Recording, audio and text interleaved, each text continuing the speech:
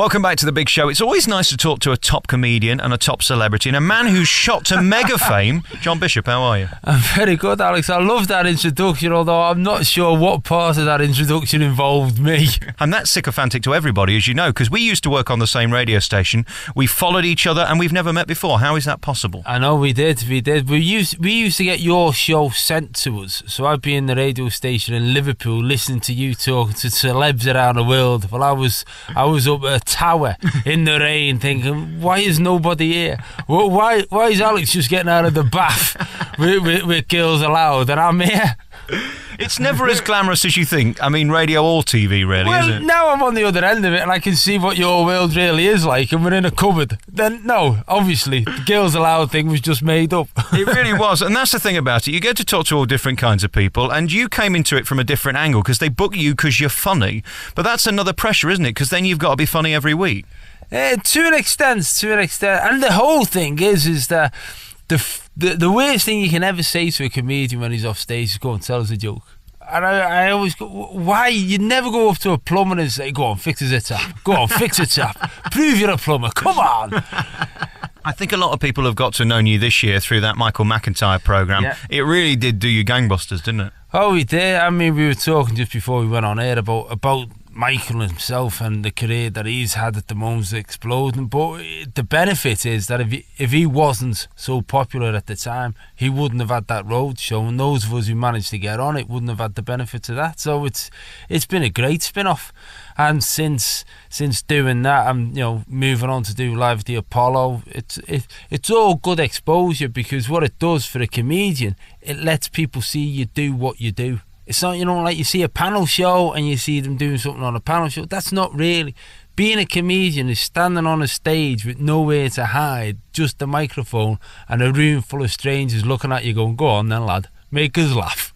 You see, and I love that about you and your confidence as well. I mean, I noticed with the road show, they tried to floor you. Somebody was trying to be a clever dick and screamed out, and you were right back in there. That's not very cool now, is it? Because it seems like they have a script these days, comedians, and they read it out to you and then you go home. Well, that's the difference, I think, between the live situation and, as I say, the formatted one of a panel show or something like that. And they're all good in their own right, but, a panel show's always edited to come up with that material. So I went on 8 out of 10 Cats, and we were in the room for 2.25 hours, and the programme itself was 24 minutes.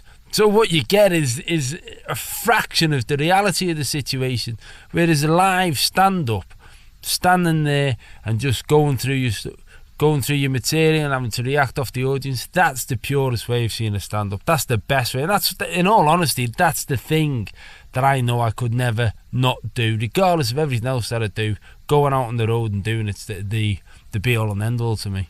However, when you do TV and that material's out there on BBC One primetime, you can't really use it again. So you're kind of your own worst enemy there, aren't you? To an extent, but when you get asked to do it, I mean, like the Michael McIntyre thing, if you take that as the best advert I've ever had, and what happened was I got heckled half the way through, and I just thought, well, they're not going to use any of this.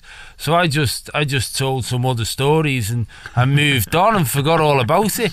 Now, I think if you can't come up with another 7 minutes of material, then you shouldn't be a comedian. It's what you do. It's what we do. And obviously what does happen, though, which is really interesting, is that you do get people coming up to you saying, oh, God, I hope you do that joke about so-and-so. And I think a joke's like a magician's trick. There has to be something at the end of it to go, that's the funny bit. It's not like a song, is it?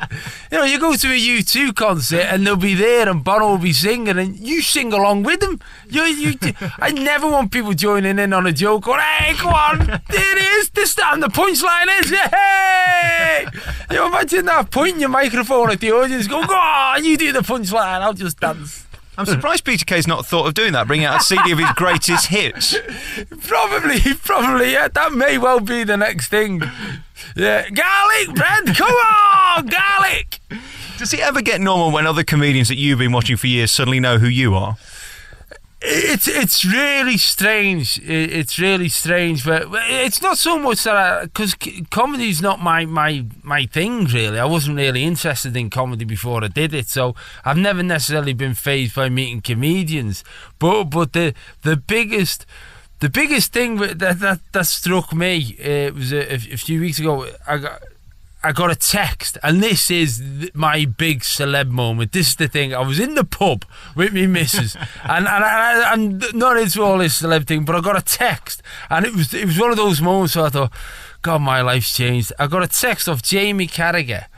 And Jamie Carragher sent me a text saying, Jonathan Ross has just mentioned you on his show. It was Friday night on Jonathan Ross. Jonathan Ross has just mentioned you on his show. Jamie Carragher. I'm sat there with me missus drinking a pint of mild. I was drinking the mild, not me missus. And I've got, look at that. And she went, you've changed. And it literally can overnight. And if you look at Michael, I mean, it's easy to poo-poo it, but 2 years ago he made his debut in the same dressing room as Ken Dodd at the Raw Variety, and then the next minute he's selling arenas up and down the country. Yeah, and he's done it because he's good. You know, whatever people say, whether you like his material or don't like his material, like him or don't like him, whatever, everyone's going to have that. You got to look at the bulk of people in this country. The majority of people like what he does, and he's brilliant at it, and he's funny. It's impossible to go and see him and not laugh.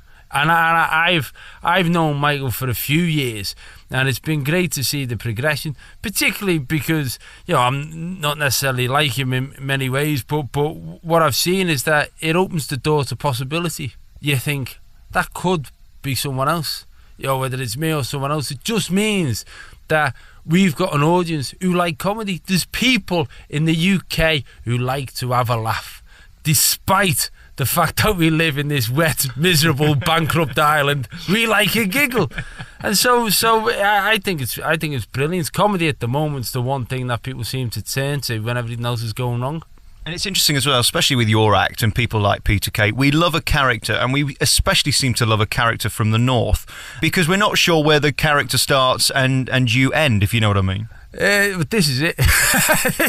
There's no start. I haven't got time to think about that. Yeah, there's always this thing as well about northern comedians, I suppose. People assume that there's that bit where you're trying to be funny because your life was miserable, because you had no shoes and you had to walk 10 miles to school and get beaten by your father when you came home before you went down the pit.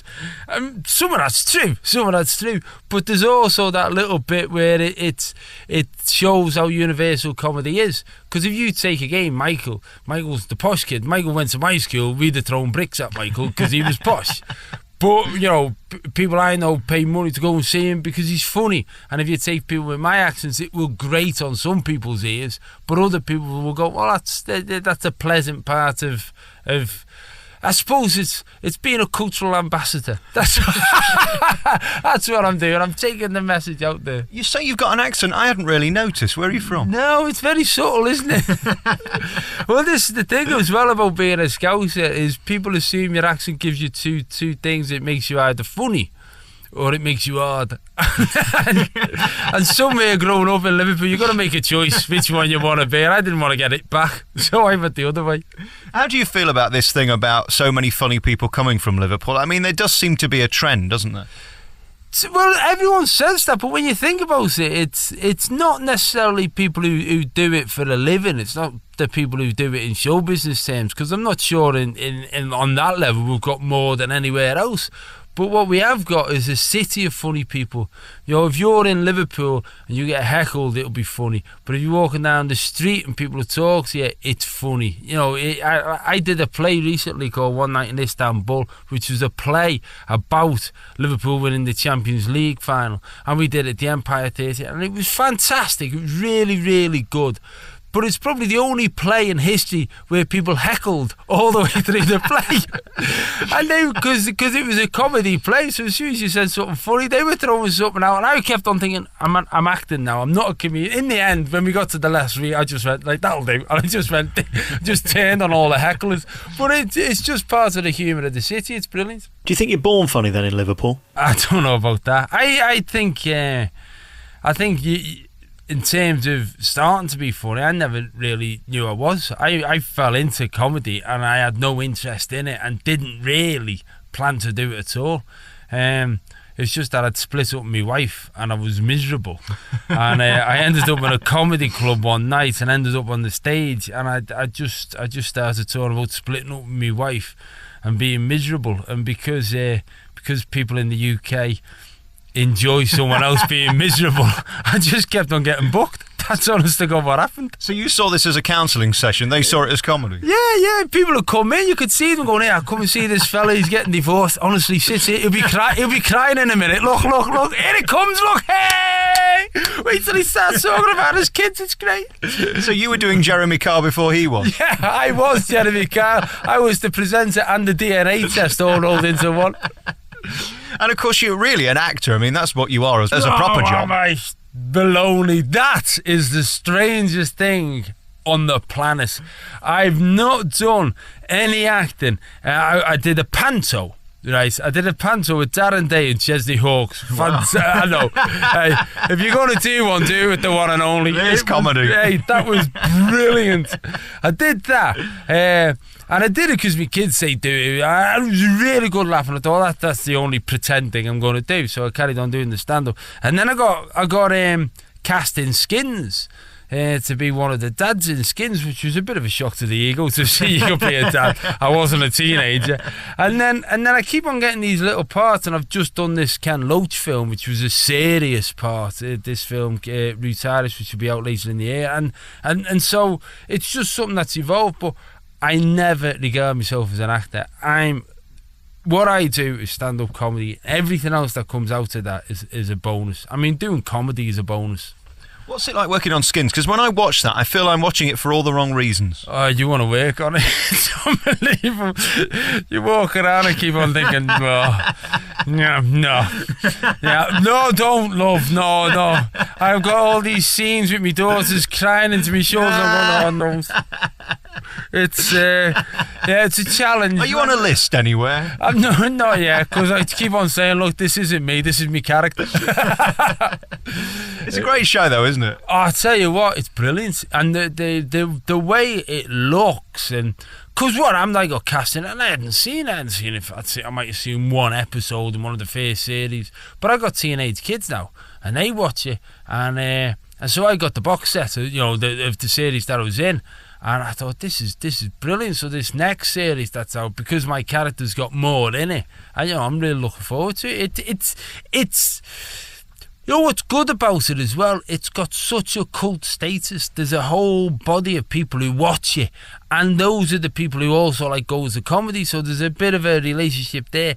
And it's nice to be part of something that you look at and go, you know what, that's just good. It's well written, it's well made, and the acting in it from all the other people is fantastic. It's difficult. I was taking my son round the sixth form college the other day for him to go to next year. It was just like a big giant episode of Skins, and I'm thinking, I hope you lot aren't doing anything that we're supposed to be pretending to be doing. It's bizarre. When Daddy's on the TV, I'm sure that's exciting, but I mean, are you a bit embarrassing because you're the man trying to make everybody laugh?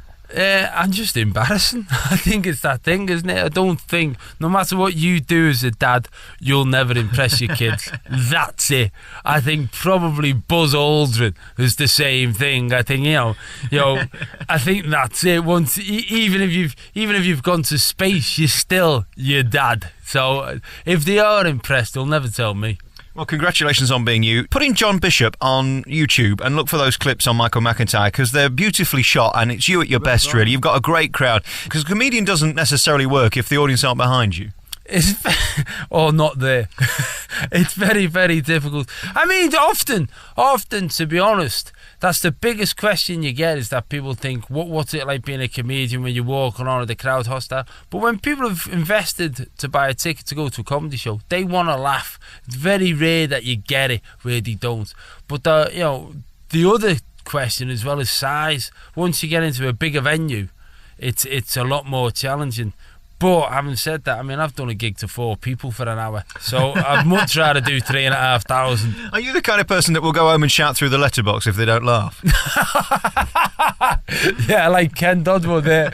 No, if you don't laugh, you know what? If you don't laugh, I'm not bothered. I enjoy what I'm doing that much. I just think, look, some things are going to work for some aren't going to work for others. Yeah, that's it.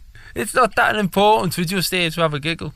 What about people like Ken Dodd? I mean, you mentioned him there. He's probably the most famous Liverpool comedian ever. I mean, do you kind of dock your cap at him and think, wow, I mean, you're the king of comedy? Absolutely. And also, I've met Ken a few times, and I actually saw him, it was about 6 months ago, something like that, and he was doing a show at the London Palladium.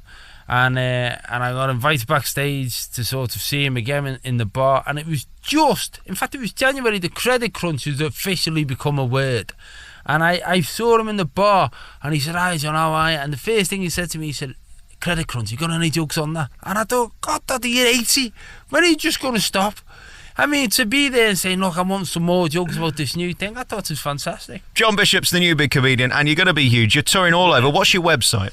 The website is johnbishoponline.com. Couldn't you afford johnbishop.com? No, someone else has got that. Someone's got johnbishop.com and all the .UKs and all the rest. Who could be more important than you, though, to get the website? Well, it's interesting because on Google now, I'm number one on Google. But there was a time, Alex, where there was an estate agent on the south coast who's higher up, and there's a grave, this honest to God true, and there's a grave robber whose website was higher than mine. An actual grave robber who's got a history of him is another John Bishop. So I had to get beyond an estate agency we hate and someone who robs dead people. JohnBishopOnline.com is a place to find out all dates. You're going everywhere. It's relentless, your tour, isn't it? It is. I'll tell you why, because we started off thinking we booked 50 dates and they sold out, and so we've just added more dates, going back to places, bigger venues, and it's a joy to do. If I can keep going out on the road, I'll do it, and my wife likes it as well.